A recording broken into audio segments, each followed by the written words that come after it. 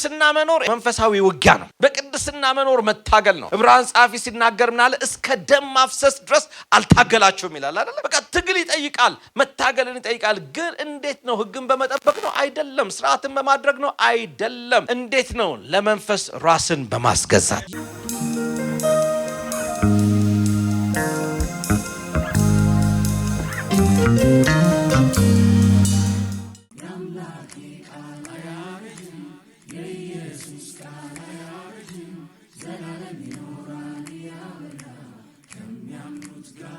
ክብር ለጌታ ይሁን።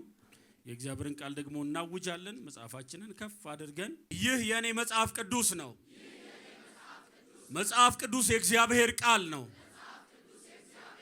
መጽሐፍ ቅዱሴን እወደዋለሁ። ቃሉ የሚለው ሁሉ የእኔ ነው። በውስጡ ያለው በረከት ሁሉ ያገኘኛል። እኔ የመጽሐፍ ቅዱስ አማኝ ነኝ። አድርግ ያለኝን ሁሉ አደርጋለሁ። ቃሉን እማራለሁ። የመጽሐፍ ቅዱስ ወዳጅ ነኝ። አድርግ ያለኝን ሁሉ አደርጋለሁ። ቃሉን እማራለሁ። የመጽሐፍ ቅዱስ ወዳጅ ነኝ። አሜን ሃሌሉያ። መጽሐፍ ቅዱሳችንን ሮሜ ምዕራፍ 8 ላይ እንከፍትና ምዕራፍ 8 ከቁጥር 9 እስከ 13 እናንተ ግን የእግዚአብሔር መንፈስ በእናንተ ዘንድ ቢኖር በመንፈስ እንጂ በሥጋ አይደላችሁም።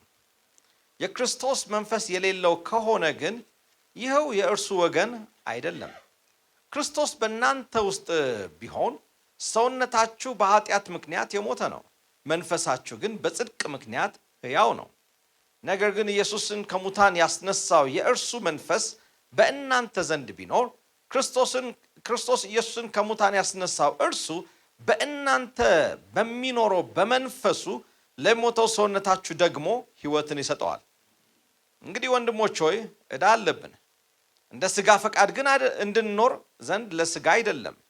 እንደ ሥጋ ፈቃድ ብንኖር ትሞቱ ዘንድ አላችሁና፣ በመንፈስ ግን የሰውነትን ሥራ ብትገሉ በሕይወት ትኖራላችሁ። የሮሜ መጽሐፍ ሐዋርያው ጳውሎስ በጣም በጥልቀት ስለ ወንጌል የጻፈበት በጣም ቁጭ ብሎ ሲስተማቲክ የሆነውን የእርሱን ወንጌል ምን እንደሆነ ላላያቸው በዛን ጊዜ በአካል ላላገኛቸው ቅዱሳኖች የጻፈላቸው እንደሆነ ከመጀመሪያው ሳምንት ጀምሮ ከማክሰኞ ጀምሮ ስንመለከት ነበረ። ይሄ ክፍል ከምዕራፍ 7 እና 8 አሁንም ደግሞ በተለይ ቁጥር 8 ላይ ምዕራፍ 8 ላይ የተመለከትነው ክፍል ምን ይነግረናል ካልን አሁናዊ የሆኑ ክርስቲያን ዳግም የተወለደው በክርስቶስ ኢየሱስ የዘላለም ሕይወት የተቀበለው ክርስቲያን ምን አይነት ሕይወትን መኖር ይገባዋል፣ በምን አይነት ሕይወት ልንመላለስ ይገባል የሚለውን ሊነግረንና ሊያስተምረን የተጻፈበት ክፍል ነው። ከምዕራፍ 1 ጀምሮ እንደተመለከትነው ሰው ሁሉ ኃጢአተኛ ነው። አሕዛብ ኃጢአተኞች ናቸው። አይሁዶችም በሕግ የተሰጣቸው ሕጉም አላዳናቸውም። ሰው ሁሉም ኃጢአትን ሰርተዋል፣ እግዚአብሔርም ክብር ጎሏቸዋል አለ። ነገር ግን የእግዚአብሔር ክብር የጎደለው በኃጢአት ምክንያት ሙት የነበረው ሰው ግን እንዲያው በጸጋው በክርስቶስ ኢየሱስ ደግሞ ይድናሉ ብሎ ደግሞ ይነግረናል። ይህም ደግሞ ደህንነትን የተቀበሉት እንዴት ነው? ኃጢአተኛውን እንዲያጸድቅ አይደለ? ኃጢአተኛውን እንዲያጸድቅ በሚያምኑ ለእነርሱ ጽድቅ ሆኖ ይቆጠርላቸዋል በእምነት ብሎ ሐዋርያው እዛ ጋር ይናገራል። ስለዚህ ዳግም የተወለደ ሰው በክርስቶስ ኢየሱስ እግዚአብሔር ጽድቅ ሆኗል። ከእግዚአብሔር ጋር ሰላም አለው፣ ከእግዚአብሔር ጋር እረፍት አለው። በክርስቶስ ኢየሱስ ከጸደቅን እንግዲያውስ ከእግዚአብሔር ጋር ሰላም አለን፣ ጸድቀናል። በአዳም ምክንያት መጥቶ የነበረው ኃጢአት፣ በአዳም ምክንያት ለሰው ሁሉ ልጅ ደርሶ የነበረው ያ ኃጢአተኝነት በክርስቶስ ኢየሱስ መስዋዕትነት ተወገደና በክርስቶስ ኢየሱስ የዘላለምን ሕይወት የጽድቅን ብዛት ተቀበልን ይላል። ስለዚህም ይሄ የጽድቅን ብዛት የተቀበለ ሰው በምን አይነት ሕይወት መኖር አለበት አለን? እንግዲያውስ ከክርስቶስ ጋር አንድ ከሆንን we need to live in the newness of life በአዲስ ሕይወት ልንመላለስ ይገባናል ብሎ ምዕራፍ 6 ትላንት የተመለከትነው ክፍል ይነግረናል አይደለ? እንግዲያው ከሱ ጋር ከተቀበርን ከእርሱ ጋር ከተነሳ በአዲስ ሕይወት ልንመላለስ ይገባናል። ምን ማለት ነው ያ አዲስ ሕይወት? እንዴት ነው አዲሱን ሕይወት ልንመላለስ የሚገባኝ? እሱን ክፍል የሚነግረን እየቀጠለ ጳውሎስ ትምህርቱን እየቀጠለ እንዲህ ነው አዲሱን ሕይወት የምትኖሩት። this is how to live a Christian life የክርስትናን ህይወት እንዲህ ነው የሚኖረው ብሎ የሚነግረን ክፍል ነው ምዕራፍ 7 እና ምዕራፍ 8 ላይ። ስለዚህ በመድል ላይ በምንመላለስበት ጊዜ እንደ ክርስቲያን ለመኖር እግዚአብሔር በክርስቶስ ኢየሱስ የሰጠንን ህይወት በሙላት ለመኖር ሌላ ህግና ስርዓት ደንብ መጠበቅም እንዳይደለና ነገር ግን እንዴት ነው ይሄንን ህይወት ልንኖረው የምንችለው የሚለውን የሚነግረን ክፍል ይሆናል ማለት ነው። ብዙ ጊዜ አንዳንድ ነገሮችን ወደ አንድ ትምህርት ውስጥ ወደ አንድ ሐሳብ ውስጥ ወደ አንድ ህይወት ውስጥ ስንገባ መመሪያ ይሰጣል። አንድ መስሪያ ቤት አንድ ሰው ሲቀጠር ለምሳሌ የቅጥር ደብዳቤው ሲሰጠው አብሮ እንዴት በዛ መስሪያ ቤት ውስጥ እንደሚመላለስ ደንቦች ህጎች ይሰጡታል አይደል? እውነት ነው። የእግዚአብሔር ቃል የምንኖርበት የህይወት መመሪያችን ነው። መጽሐፍ ቅዱሴን ወደዋለሁ ብለናል አይደል? የሚለኝን ሰማለሁ የሰማሁትን ደግሞ አደርጋለሁ እኖረዋለሁ ብለናል አይደል? ምንኖርበት የእግዚአብሔር ቃል ነው። ልንለማመደው ልንመላለስበት የሚገባ የእግዚአብሔር ትእዛዝ ነው። የክርስትናን ህይወት ስንኖረው ግን ይሄ በህግና በስርዓት በደንብ ሳይሆን ነገር ግን በእግዚአብሔር መንፈስ ላይ በመደገፍ እንደሆነ ይሄ ክፍል ይነግረናል። ዛሬ ልነግራችሁ የመጣሁት ይሄን ነው። መንፈስ ቅዱስ ተሰጥቶናል። አሁን ከፍተን ያነበብነው ክፍል ላይ ምን አለ? የእግዚአብሔር መንፈስ በእናንተ ቢኖር የክርስቶስ ናችሁ። የክርስቶስ ስንሆን ትልቁ የተሰጠን መንፈስ ቅዱስ ነው። መንፈስ ቅዱስ አለን። ስለዚህም እንዴት የክርስትና ህይወትን ልኑረው ካለ በመንፈስ ቅዱስ ላይ እየተደገፈን እንኑረው።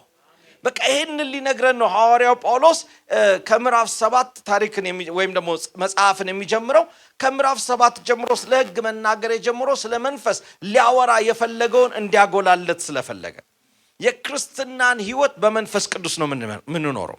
ያለ መንፈስ ቅዱስ ክርስትናን መኖር አይቻልም። ያለ መንፈስ ቅዱስ የክርስትናን ህይወት ማጣጣም አይቻልም። ያለ መንፈስ ቅዱስ እግዚአብሔርን ደስ ማሰኘት አይቻልም። ለምን ቢባል ሰው ደካማ ስለሆነ። እዛው ምዕራፍ 8 ላይ ሲናገር ምን አለ? መንፈስ ድካማችንን ያግዛል። በቃ ድካም አለ ሁሉ ጊዜ። ያ ክርስቲያን የተባለው ወንድም በህይወቱ ድካም ያጋጥመዋል። ክርስቲያን የተባለው ወንድም ዕውቀቱ የተገደበ ነው። ምን እንደምንጸልይ እንኳን አናቅም አለ። እንዴት ጸሎት ይጠፋብሃል? እሱ እንኳን ይጠፋል አንዳንድ ጊዜ። ምን እንዴት ነው ከዚህ ሁኔታ ለወጣ ከዚህ ነገር ለማምለጥ እንዴት ተብሎ ነው የሚጸልየው እንኳን የሚለውን የማናቅበት ሁኔታ ላይ እንደርሳለን። ነገር ግን መንፈስ ድካማችንን ያግዛል። ለምንድን ነው መንፈስ የተሰጠን ሲባል ልጁ በብዙ ወንድሞች መካከል በኩር ይሆን ዘንድ ዳግመኛ ስንወለድ ዓላማው የልጁን መልክ እንመስልና እናንጸባርቅ ዘንድ ስለሆነ ከመንፈስ ቅዱስ ጋር በመንፈስ ቅዱስ መደገፍ ከመንፈስ ቅዱስ ጋር ህብረት እንዲኖረን ይሄኛው ክፍል ያሳስበናል። ሁሉንም ቁጥር በቁጥር መመልከት ስለማንችል በጣም ትኩረት ሰጥቶ የተናገራቸው ነገሮች ምንድናቸው ሚለውን ማየት ያስፈልጋል። ምዕራፍ 7 እና ምዕራፍ 8 ነው እያየን ያለ ነው። ምዕራፍ 7 እና ምዕራፍ 8 ስንመለከት በጣም ተደጋጋሚ የሆኑ ቃላቶችን እናያለን። የአንድ ጽሑፍ ትኩረቱ የት ጋር ነው የሚለውን ለመረዳት ጸሐፊው ደጋግሞ የሚያነሳው ሐሳብ ምንድነው የሚለው ማወቅ ያስፈልጋል። ያ ደጋግሞ የሚያነሳው ነገር በጣም በአይምሮአቸውም በልባቸውም እንዲቀረጽ የፈለገው ሐሳብ ነው ማለት ነው። ለምሳሌ ምዕራፍ 7 ላይ ሕግ የሚለውን ቃል እንመለከታለን። ሕግ የሚለውን ቃል 23 ጊዜ ሲደጋግመው እናያለን። ሕግ የሚለውን የሙሴ ሕግን ያሳያል። የአይምሮን ሕግ አንዳንድ ቦታ ላይ ሲገልጽ እናያለን። ደግሞ ሌላ ቦታ ላይ የኃጢአት ሕግ እያለ ደግሞ ሲናገረው እናያለንና ወደ 23 ጊዜ ስለ ሕግ ይናገራል። ምዕራፍ 8 ላይ ግን ስንመጣ ወደ 21 ጊዜ መንፈስ እያለ ደግሞ ይናገራል። እዚህ ጋር ሕግ አለ፣ እዚህ ጋር መንፈስ አለ። ስለዚህም እንድንኖርበት የተፈለገውን ህይወት በትኩረት ማየት እንድንችል ይሄንን በንጽጽር ሲያስቀምጥ እናያለን። መንፈስ የሚለው ስለ መንፈስ ቅዱስ ነው፣ ስለ ህይወት ነው፣ ስለ ታጠቅነው ጉልበት ነው፣ ልጅነትን ስለሰጠን ነው፣ ትንሳኤን ስለሰጠን። አሁን ያነበብነው ክፍል ላይ ያ መንፈስ በእናንተ ውስጥ ቢኖር ለሞተው ሰውነታችሁ ህይወት ይሰጣል ይላል። የትንሳኤውን ጉልበት ይነግረናል። እንደገና ደግሞ ምዕራፍ 7 ስንመለስ ኃጢአት የሚለውን ደግሞ እናገኛለን አይደል? ኃጢአት የሚለው ቃል 17 ጊዜ ተደጋግሞ እናየዋለን። ኃጢአት እዚህ ጋር ስለ ድርጊት አይደለም ሐዋርያው ጳውሎስ እየተናገረ ያለው። ሮሜ መጽሐፍ ላይ ስለ ድርጊት ሳይሆን ሮሜ መጽሐፍ ላይ ኃጢአት የሚለው ሰዎችን ያንን አይነት ክፉ ድርጊት እንዲያደርጉ ስለሚያደርገው ስብዕና ጉልበት ወይም ደግሞ ምን ልበለው አምባገነን ስለሆነው ጨካኝ ስለሆነው ሰዎችን ባሪያ አርጎ ስለያዘው አሰራር ነው ኃጢአት እያለ የሚናገረው። እንደገና ደግሞ ምዕራፍ 8 ላይ ስንመጣ ልጅነት ደግሞ ይለናል። ልጅነትን ደግሞ ከእግዚአብሔር ቤተሰብ ስለመሆን በእግዚአብሔር ውስጥ ስላለ አርነት በእግዚአብሔር ቤት ውስጥ በመሆን ያለንን መብት እንደገና ወራሽነት የሚናገር ይሆናል። እንደገና ምዕራፍ 7 ጋር ስንመጣ 40 ጊዜ እኔ በእኔ የእኔ የሚል ቃላቶችን እናያለን።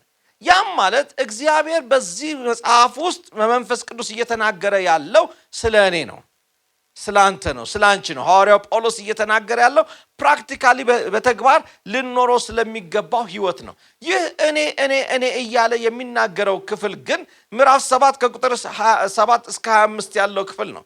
እዛ ክፍል ላይ ስትመለከቱ በጣም ከባድ የሆነ ሰፊ የሆነ ትግል ያለበትን ክርክሮችን እንመለከታለን ሐዋርያው ጳውሎስ የሚያደርጋቸው። ነገር ግን እነዛን ትግሎች እንዴት ማለፍ ይቻላል? በመንፈስ ቅዱስ በሆነ ጉልበት።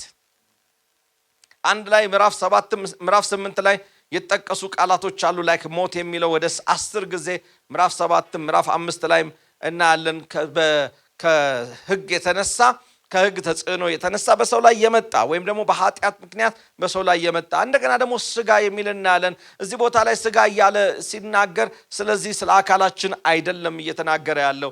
አንዳንድ ቦታ ላይ ያን የሚመስሉ ነገሮችን ይናገራል። ነገር ግን በዋነኛነት ስጋ እያለ የሚናገረው ያ የኃጢአት ተፈጥሮ ለኃጢአት ቅርብ የሆነው በቀላሉ ስለሚታለለው ሰው በቀላሉ ለእግዚአብሔር ህግ መታዘዝ ስለተሳነው ማንነት እየተናገረ ነው።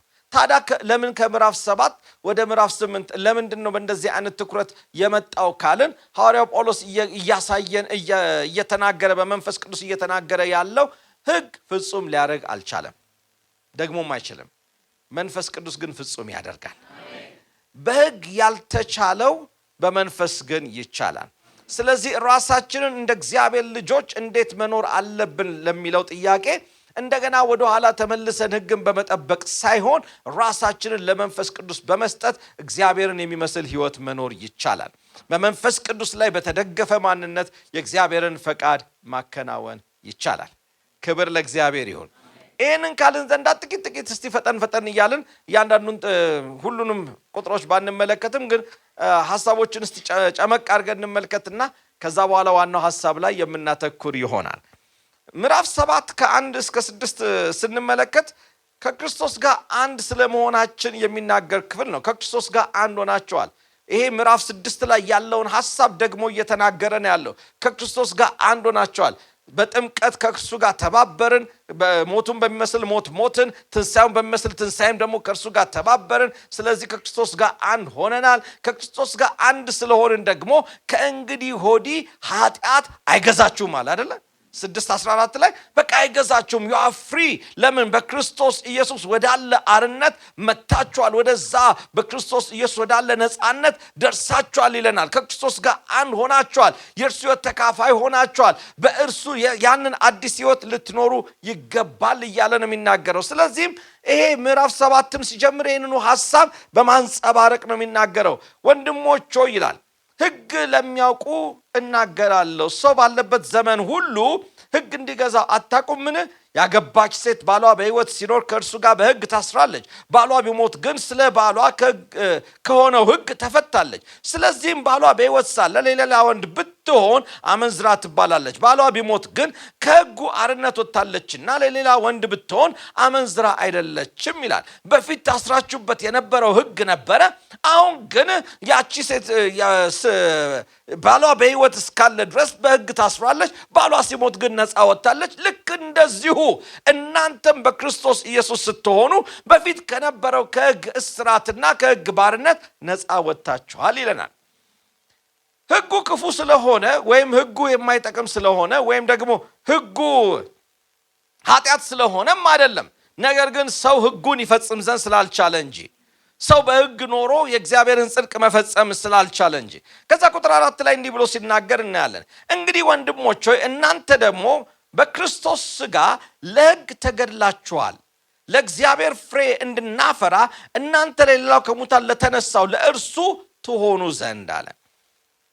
እዚህ ጋር ምንድነው እያለ ያለው? በቃ በክርስቶስ ኢየሱስ ውስጥ በመሆን ከእርሱ ጋር በእርሱ በማመን ከእርሱ ጋር በመሞት ከእርሱ ጋር በመነሳት ለአዲስ ሕይወት ምዕራፍ እንደተከፈተ ሁሉ እዚህ ጋር ሲናገር ምን አለ? እንግዲህ ወንድሞች ሆይ እናንተ ደግሞ በክርስቶስ ሥጋ ለሕግ ተገድላችኋል። ገድላችኋል አይደለም፣ ተገድላችኋል። መግደልና መገደል ይለያያል። ስትገል ምንድነው የምታደርገው? you are actively involved አይደል? ራስነ እያደረክ ያለው ራስነ እየሰራው ያለው። እዚህ ጋር ግን አንተ የሰራው ነገር የለም። ክርስቶስ ኢየሱስ በመስቀል ላይ ሲሞት አብረ ሞተሃል። ልክ በእርሱ ባመንክ ጊዜ በዛን ሰዓት አንተም ከእርሱ ጋር ሞተሃል። ለኃጢአት ሞተሃል፣ ለሕግ ሞተሃል። ከዛ በኋላ ለጽድቅ ተነስተሃል። ክብር ለኢየሱስ ይሁን። ይሄ ድርጊቱን የተቀበልን እናንተ ለሕግ ሞታችኋል ወይም ደግሞ በክርስቶስ ኢየሱስ ሆናችሁ ተገላችኋል ይላል። ምን ማለት ነው? ነፃ ነህ ወንድሜ። ልክ አንድ ሰው ዳግመኛ ሲወለድ ያ አሮጌው የሕግ ስርዓት ተጽዕኖ እንዳያደርግበት በአሮጌው በሕግ ስርዓት አማካኝነት ባሪያ እንዳይሆን ተፈቷል እያለን ነው። አሁን ግን የሚኖረው ለእግዚአብሔር ይኖራል፣ ለጽድቅ ፍሬ እያፈራ ይኖራል፣ ከታሰረበት ተፈቷል ይለናል። ቁጥር 6 ላይ አሁን ግን ለእርሱ ለታሰረበት ስለሞትን ከሕግ ተፈተናል። ስለዚህም በአዲሱ በመንፈስ ኑሮ እንገዛለን እንጂ በአሮጌው በፊደል ኑሮ አይደለም። ለእሱ ለታሰርንበት ከዚህ በኋላ የተያዝንበት ነገር አለ። ከዚህ በኋላ የምንኖርበት ሕይወት አለ። ያ የቀደመው ሕይወት አይደለም። ሊገዛን የሚገባው የቀደመው ልምምድ አይደለም ይላል። ክብር ለእግዚአብሔር ይሁን። ገላትያ ምዕራፍ 2 ቁጥር 20 ላይም ሐዋርያ ጳውሎስ ተመሳሳይ ነገር ሲናገር እናያለን። ከክርስቶስ ጋር ተሰቅያለሁ፣ ከእንግዲህ በኋላ እኔ አልኖርም አለ። ከዚህ በኋላ የምኖረው ሕይወት በምድር ላይ የምኖረው ሕይወት ስለሞተልኝ ስለኔ ስለተነሳው ስለሱ የምኖረው ሕይወት ነው ይላል። ስለዚህ አማኝ ከሕግ ተጽዕኖ ነፃ ወጥቷል። ለአዲስ ለመንፈስ ሕግ ደግሞ ወደ መንፈስ ሕግ ደግሞ ተሸጋግሯል። ስለዚህም ከዚህ በኋላ ኃጢአት አይገዛውም ማለት ነው። በኃጢአት ተጽዕኖ ውስጥ አይደለም፣ ነገር ግን ለመንፈስ የሚገዛ ይሆናል ይላል። ኃጢአት ይገዛው ነበር ተፈታይልና አሁን ደግሞ ለመንፈስ እንገዛለን ይላል። ያኔ ሳንፈልግ በጭካኔ በእኛ ላይ በሰለጠነ ኃይል በአንዱ አዳም ምክንያት በመጣ ተጽዕኖ ምክንያት ሁሉም ላይ ሞት ደረሰ ይላል አይደል? ሳትተባበር ሳትስማማ እኔ እኮ አልነበርኩም ልትል ትችላለህ፣ ግን ደረሰ አይደል? በሁሉም ላይ ደረሰ። አሁን ግን የጽድቅ ብዛት አይደል የጸጋ ብዛት በክርስቶስ ኢየሱስ መጣ። ስለዚህም አሁን የተገዛነው ለመንፈስ ነው። በፈቃደኝነት የእርሱን ሐሳብ እያደረግን ለሕግ ሳይሆን ነገር ግን ለመንፈስ እየተገዛን በመንፈስ ለሚሆን አዲስ ዘመን ውስጥ መተናል ይላል። ባልየው ሞተ፣ ሚስትየው ነፃ ወጣች። ያም ማለት ኤርምያስ ምዕራፍ 31 ላይ ያለው ትንቢት ቃል፣ ሕዝቅኤል 36 ላይ ያለው የድንጋዩን ልብ አውጥቼ የሥጋን ልብ እሰጣቸዋለሁ፣ መንፈሴን በውስጣቸው አደርጋለሁ፣ ይህ ለእነሱ የሚገባው አዲስ ኪዳን ነው ያለው ቃል ተፈጸመ ማለት ነው። ክብር ለእግዚአብሔር ይሁን። ይህንን ካለ በኋላ ኦኬ ተፈታል፣ ነፃ ወጥታል። ይህች ሴት ባሏ ሞቷል፣ ነፃ ናት። ከክርስቶስ ጋር ሞተ። በዓለም ላይ ካለው በአየር ላይ ከሚሰለጥነው መንፈስ በታች ከተገዛበት አኗኗር ነፃ ወጥታል። አሁን አንተ ላይ አይሰለጥንም፣ አይገዛም። ለሕግ ተገዝተ ነበር፣ አሁን ከሕግ ነፃ ወጥታል። ከዚህ በኋላ ለመንፈስ ተገዝተን እንኖራለን። ይሁንና ግን እንደ ክርስቲያን ስንመላለስ በፍጹምነት እየተመላለስን ነው ወይ? አሁን እውነተኛው ጥያቄ እየመጣ ጌታን ተቀብለ እንደ ክርስቲያን እየተመላለስን በሕይወትህ ዋሽተህ አታውቅም ወይ? ተደባድበህ አታውቅም ወይ? ወይ ፌስቡክ ላይ ተጣልተህ አታውቅም ወይ? አሜን። አንዳንዱ ልተው ግድ የለም አይደለ? አንድ ጥያቄ ልጠይቃችሁ። ተመኝተህ አታውቅም ወይ? ማንም የማየው በልባችን እነዛ ምኞቶች የሉም ወይ? ታዲያ ነፃ ወጥቻለሁ አላልንም ወይ? ወይም ደግሞ ነፃ ተደርገሃል በክርስቶስ ኢየሱስ ተፈተሃል አልተባልክም ወይ? አዎ ተፈተናል፣ ነፃ ነን። እስቲ አንድ ሰው ነፃ ነኝ ይበል። አዎ ነፃ ነን። በክርስቶስ ኢየሱስ ለአዲስ ወደ አዲስ ህይወት ገብተሃል። በክርስቶስ ኢየሱስ ከዚህ በኋላ ህግ ላይገዛ አርነት ውስጥ ገብተሃል። አርነትን አግኝተናል። ልጅነትን ተቀብለናል። ይሁንና ግን በዚህ ምድር ላይ እየኖርን ሳለ በዚህ ማደሪያችን በዚህ ስጋ ውስጥ እየኖርን ሳለ ግን there is always a struggle። ታዲያ እንዴት ነው ይህንን ማሸንፈው የሚለው ጋር ሊያደርሰን ስለመጣ ነው። ሐዋርያው ጳውሎስ እንዲህ ብሎ ጀመረ። አንደኛ ሞቷል፣ ባልየው ሞቷል። ስለዚህ ነፃ ናችሁ። ይሁንና ግን ከቁጥር 7 ጀምሮ እስከ ቁጥር 13 ስንመለከት ስለዚህ ስለ ህግ ይናገራል። ህጉ ይሄን ያክል ክፉ ሆኖ ነው? ህጉ ይሄን ያክል ኃጢአት ሆኖ ነው? እንግዲህ ምን እንላለን? ህግ ኃጢአት ነውን? አይደለም። ነገር ግን በህግ ባይሆን ኃጢአትን ባላወቅኩኝ ነበረ። ህጉ አትመኝ ባላለ ምኞትን ባላወቅኩኝ ነበረ እያለ ይናገርና ቁጥር 12 ላይ ዝቅ ብሎ ስለዚህ ህጉ ቅዱስ ነው፣ ትእዛዚቱም ቅድስት ናት፣ ጻድቅም በጎም ናት። ህጉ by its nature ችግር የለበትም። ምክንያቱም ህጉን የሰጠው ማን ነው? ስለዚህ ከእግዚአብሔር የመጣ ስለሆነ ህጉ በራሱ ችግር የለውም። ነገር ግን ህጉ ምንን አደረገ? በእኔ ውስጥ ያለውን ያንን ምኞት አወጣው። በሰው ውስጥ ያለውን ያንን ክፋት ገለጠው። በአዳም ምክንያት ኃጢአት ወደ ሰው ሁሉ መጣ ይላል አይደለ?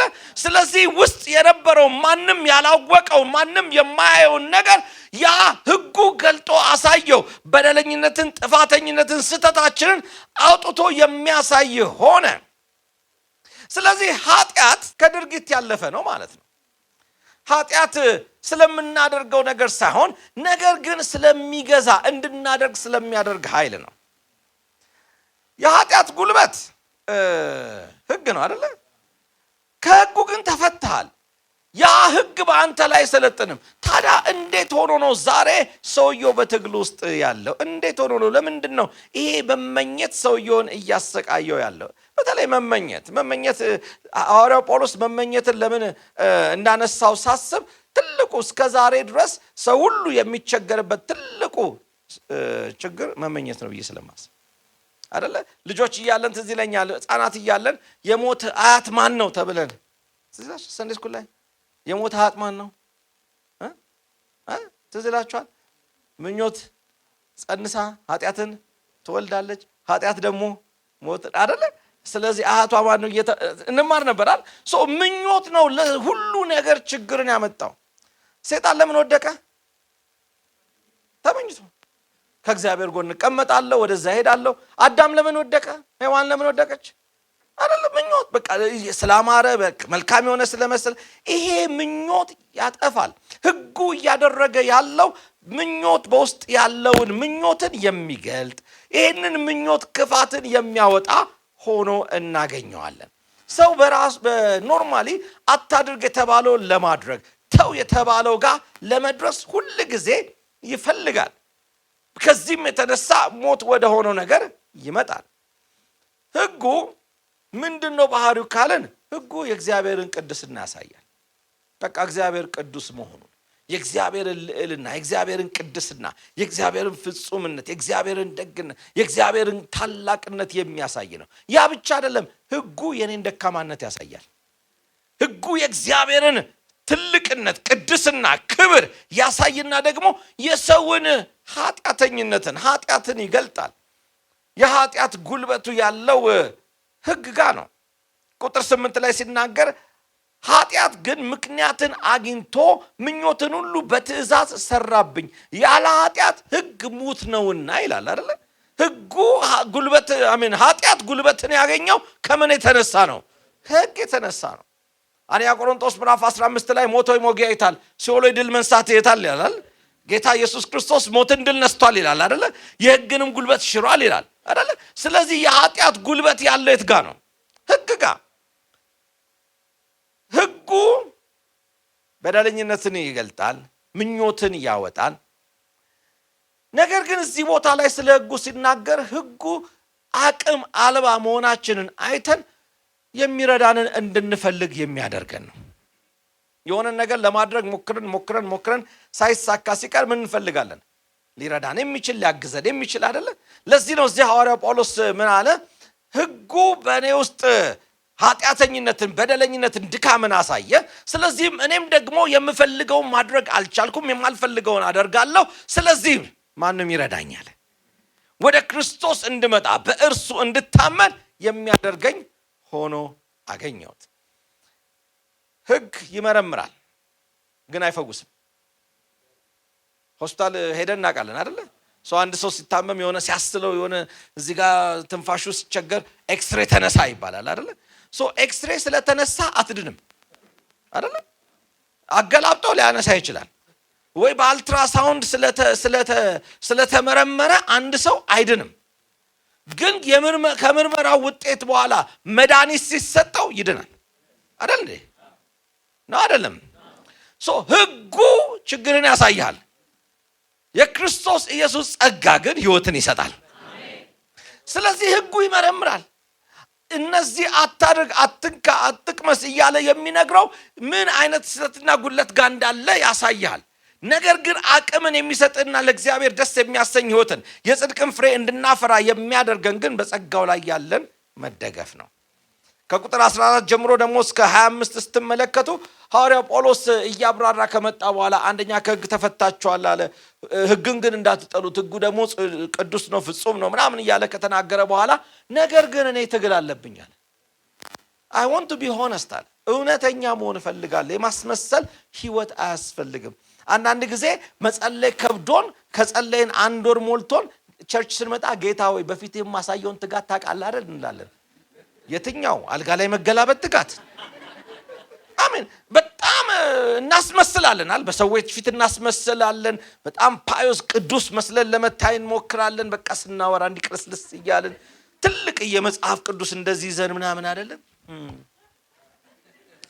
የሆነ በእንደዛ አይነት መንገድና መልክ የሆነ ለማስመሰል እንሞክራለን ግን እግዚአብሔር ልብን ሁሉ ያውቃል እውነተኛ ፈውስ ያለው ግልጥልጥ ብለን ስንቀርብ ነው ሐኪም ጋር ስትቀርብ እዚህ ደረቴ ጋር የሚወጋኝ መተንፈስ አቃተኝ ምናምን ስትል ውጥርጥር ብለህ ቲሸርት አድርገህ ሸሚዝ ክራቫት እንደኔ አድርጌ ከሆነ እስቲ መጀመሪያ ክራቫትን ፍታው ነው የሚለኝ እስቲ ኮትን አውልቀው ከዛ ሸሚዝን እስቲ ፍታው ከዛ ካኔቴራንም አውልቅ እባላለሁ የሆነ ተሳስረት ይሄ በጣም ቆንጆ ልብስ ብሎ ነገር የለም ታማሃል አይደለ ታወልቃለህ የሆነ ግልጽ መሆን አለብህ በቃ እዚህ ጋር ከብዶኛል ዛሬ ህመማችንን አሳይተነው ከዛ በኋላ መድኃኒታችንን ተቀብለን እንወጣለን የከበደንን ነገር ገልጠንለት ከዛ በኋላ በጸጋው ከፍ ብለን እንወጣለን ሐዋርያው ጳውሎስ እዚህ ጋር ሲናገር ምን አለ ቁጥር 15 ላይ የማደርገውን አላውቅምና እንዲህ ሚል ሰው አለ እዚህ ጉባኤ I don't know የማደርገውን አላውቅም አንዳንዴ ከተናገርኩ በኋላ ነው ምን ነክቶኝ ነው ግን ይሄን ያልኩት እላለሁ የሆነ ብልጭ አለብኝ በቃ ሰጠሁት እንልና በኋላ ግን ምን ሆኜ ነው ወይ ደግሞ ሲያስጨንቀኝ የሆነ ማምለጫ ስለመሰለኝ በኋላ ንስሐ ገባለሁ ብዬ ትንሽ ውሸት እዚህ ጋር ጣል ሳደርግ የሆነ ካደረኩ በኋላ ግን ምን ሆኜ ነው የማደርገውን አላውቅም ድንገት ግን አድርጌው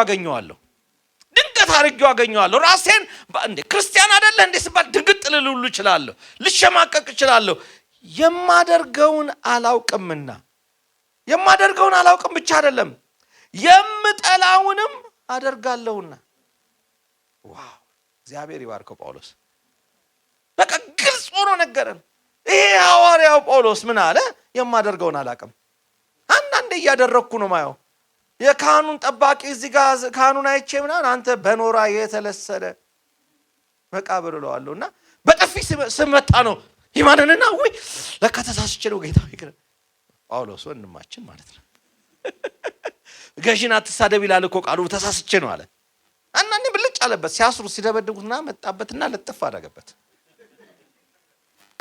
የማደርገውን አላውቅም የምጠላውን አደርጋለሁ ዳሩ ግን የምወደውን እርሱን ደግሞ አላደርግም ማድረግ እየፈለኩኝ የማላደርገው ነገር አለ ብዙ ጊዜ ይሄንን ክፍል ስናነብ በተለይ ደግሞ እስከ ቁጥር 25 ድረስ ያለውን የውስጥ ውጥረትን ስንመለከት አንዳንድ መጽሐፍ ቅዱስ መጽሐፍቶች ላይ ማብራሪያ መጽሐፍቶች ላይ ሰዎች ሲሰብኩ የምንሰማቸው ለአራት ከፋፍለው ሲናገሩ እናያለን አንዳንዴ ምን ይሉናል አይ ይሄ የሚናገረው ጌታን ከመቀበላችን በፊት ስላለ ሰዎች ነው ጌታን ከመቀበላቸው በፊት ስላሉ ሰዎች ነው እንዴ ጌታን ያልተቀበሉ ብቻ ናቸው የሚዋሹት እንዴ ምድረ ጴንጤ ይዋሻል እንዴ? ይሄ የሚያወራው በፊት ስለ ዓለማውያን ነው፣ ጌታን ስላልተቀበሉ ሰዎች ነው ብሎ አንዳንዶች ይናገራሉ። ይሄ የሚናገረው ሌሎች ደግሞ ከሕግ በታች ስላሉ እስራኤላውያን ነው፣ ስለ አይሁዶች ነው የሚናገረው ብለው ደግሞ የሚናገሩ አሉ። አንዳንዶች ደግሞ ይሄ ስለ አይሁድም ስለ ክርስቲያንም ሳይሆን ስለ ጠቅላላው ስለ ሰው ዘር በሙሉ ነው፣ በቃ ሰው ዘር ሁሉ ያው ስለሆነ ነው ብለው ሁሉንም ጨፍልቀው የሚያቀርቡ አሉ። አንዳንዶች ግን ይሄ የሚናገረው ስለ አማኝ ነው ይላሉ። እኔ ስለ አማኝ ነው ከሚሉት ወገን ነኝ። ለምን ስለ አማኝ እንዴት አማኝ እንዲህ አይነት ትግል ውስጥ ለምን ይገባል ካላችሁኝ ቁጥር 2 ላይ ዝቅ ብላችሁ ብትመለከቱ በውስጥ ሰውነቴ በእግዚአብሔር ሕግ ደስ ይለኛል። አሕዛብ እኮ ኃጢአትን እያደረገ ምንም አይሸክከውም፣ አይደነግጥም አይደለ? እንደውም ቀጥሎ ምን እንደሚያደርግ ያስባል አይደለ? ገሎ ከዛ ደግሞ ቀጥሎ ደግሞ ሌላ ነገር አይደል? እንዴት እንደሚያደርግ እንዴት እንደሚዘርፍ የሚጸጸትን አይደለም የሚያስበው አይደለ? ሰርቆ ከዛ በኋላ እንዴት ደግሞ ስርቆቱን እንደሚያሳድገው ነው የሚያስበው። አንተ ግን በውስጥ በእግዚአብሔር ሕግ ደስ ስለሚልህ የሆነ ስተትን እንኳን ባደረግ ጊዜ ውስጥህ ይቆጣል፣ ውስጥህ ይመልሳል። እግዚአብሔር ከህሊና ድንዛዜ ይፈውሰን። አንዳንድ ጊዜ በጣም ከመላመድ የተነሳ አንዳንድ ነገሮች ላይ ምንም ፊት ለፊት እየተነገረን እንኳን መስማት ስለኔ ሳይሆን ስለከሌ እየተነገረ ነው የምንልበት ሁኔታ ላይ አለ አይደል? እግዚአብሔር ህሊናችንን ሕያው ያድርገው። ይሄ የሚናገረው ሐዋርያው ጳውሎስ ስለ ራሱ ነው፣ ስላለፈበት የሆነ ስለሌላ ሰው አይደለም። በውስጥ ሰውነቴ በእግዚአብሔር ሕግ ደስ ይለኛል እያለ ሲናገር ስለ ራሱ ደስ ስለሚለው ዳግም ስለተወለደው ሰው ነው እየተናገረ ያለው። ሁለተኛ ቆሮንቶስ 4:16 ላይ ኤፌሶን ምዕራፍ 3:16 ላይ ስለ ውስጥ ማንነት ማለት ዳግም የተወለደው የሰው ማንነት እንደሆነ መመልከት እንችላለን። ግን እዚህ ጋር ሲናገር እንዲህ ብሎ ይናገራል። ወንድሞች ሆይ ይላል። በቃ ይሄ ስለ ወንድም ነው። እስቲ ከጎናችሁ ላለው ሰው ወንድም ይሄ ለወንድም ክርስቲያን ነው በለው። ወይም እህት ከሆነች ለእህት ክርስቲያን አይደለ? ስለዚህ ወንድም ክርስቲያን ስማ፣ ይሄ ላንተ ነው። ወንድም እህት ክርስቲያን ይሄ ለወንድሞች ነው። ወንድሞች ለሆንን በክርስቶስ ኢየሱስ ዳግመኛ ዳግም ለተወለድን ሰዎች የተጻፈልን ነው። ሕግ መንፈሳዊ እንደሆነ እናውቃለን። እኔ ግን ከኃጢአት በታች ልሆን የተሸጥኩኝ የሥጋ ነኝ፣ ወይም ደግሞ አዲሱ መደበኛ ትርጉም ሥጋዊ ነኝ ይላል። የሆነ የሚጎትተኝ ነገር አለ። እዚህ ጋር ነፃ ወጣህ አላለኝም ወይ? ከቁጥር 1 ጀምሮ ስንመለከት ሞተ ተፈታሽ አላላትም ወይ? ባልየው ሲሞት ተፈታሽ አላለም ወይ? ከክርስቶስ ጋር ተሰቅላችሁ ተገላችኋል አላለም ወይ? ሞታችኋል አላለም ወይ? ከዚህ በኋላ ለመንፈስ ልትገዙ ከእግዚአብሔር ጋር ልትተባበሩና የጽድቅ ፍሬ ልታፈሩ ተሰጥታችኋል አላለም ወይ? ታዲያ ምንድነው ይሄ? ከሕጉ ነፃ ከወጣው ምንድነው ታዲያ አሁን ይሄ ትግሉ ካልን? አዎ ከዛ ከሕጉ ነፃ ብንወጣም ነገር ግን በውስጥ ሰውነት የሌላ ሕግ ያለው አለ። ለካ ሌላ ሕግ አለ። የሆነ ተጽዕኖ የተደረገበት ከዚህ ከኖረበት ከአሮጌው ሕይወት የተነሳ በጣም ለዓለም ቅርብ የሆነ ማንነት አለ። አሁንም እየታገለ ያለ ማንነት አለ። ኮራፕትድ የሆነ ወይም የተበላሸ ማንነት አለ። ያንን እግዚአብሔር ዛሬ ይፈውሰዋል። እግዚአብሔር ያበረታናል። እንደገና ወደ እርሱ የበለጠ ያቀርበናል። እዚህ ጋር በኃጢአት የወደቀ አልዳንም አላለንም ጳውሎስ። ስለዚህም በስተታችንም እግዚአብሔር እየወቀሰን አይደለም፣ ጸጋን እያሳየን እንጂ። የሆነ በድካማችን ሊራራልን የማይችል ሊቀ ካህን የለንም። እንደውም ዝቅ ብለን እኮ ምዕራፍ 8 ላይ ስንመለከት ድካማችን ያግዛለን። በቃ የሚያግዝ ተሰጥቶናል። ለምን? ደካማ ስለሆነን ስላልቻልን የሚያግዝ የሚረዳን ተሰጥቶናል። ፍጥረት ሁሉ የእግዚአብሔር ልጆች መገለጥ እየናፈቀ በግዞት ውስጥ ሆኖ ይቃትታል አለ። ለምን? ነፃ እንዲወጡ። ልክ እንደዚሁ መንፈስ ቅዱስም ደግሞ በእኛ ውስጥ ሆኖ ይቃትታል። ለምን? ነፃ እንድንወጣ፣ ነፃነታችን አርነታችንን ለማድረግ ይቃትታል። በፊት ለኃጢአት ባሪያዎች ሆነን ነበረ። ነገር ግን አሁን ከዛ ባርነት ነፃ ከወጣን በኋላ እስቲል ያ የኃጢአት ፕሬዘንስ አሁንም አለ። ልክ እንደ እስራኤላውያን ማለት ነው። እስራኤል ከግብፅ ምድር ወጡ። ነገር ግን የግብፅ አስተሳሰብ ከነሱ አልወጣም። ከግብፅ ምድር ወጡ። አሁንም በእግዚአብሔር ይጠራጠራሉ፣ በተስፋው ቃል ይጠራጠራሉ። አለማመን አንደኛው ኃጢአት ነው አይደል? አንብበናል አይደል? ከእምነት ውጪ የሆነ ሁሉ ኃጢአት ነው። አለማመን ኃጢአት ነው። ጥርጥር ኃጢአት ነው። ውሸት ኃጢአት ነው። አሜን እንዘርዝራቸው ብንል ስለዚህም ከቁጥር 14 እስከ 25 ድረስ የሚናገረው ጳውሎስ የሚያልፍበትን ነገር ነው። ዝቅ ብላችሁ እናንተ ማንበብ ትችላላችሁ። እንደዚህ ከሆነ ያ የማደርገው አሁን እኔ አይደለሁም ይላል፣ በእኔ የሚያድር ኃጢአት ነው እንጂ በእኔም ባለ በሥጋዬ በጎ ነገር እንዳይኖር አውቃለሁ። ፈቃድ አለኝና መልካሙ ማድረግ ግን የለኝም። የማልወደውን ክፉን ነገር አደርጋለሁ፣ ዳሩ ግን የምወደውን በጎውን ነገር አላደርግም። የማልወደውን የማደርግ ከሆነ ግን ያ የማደርገው አሁን እኔ አይደለሁም፣ በእኔ የሚኖር ኃጢአት ነው እንጂ። የሆነ ተጽዕኖ አለ።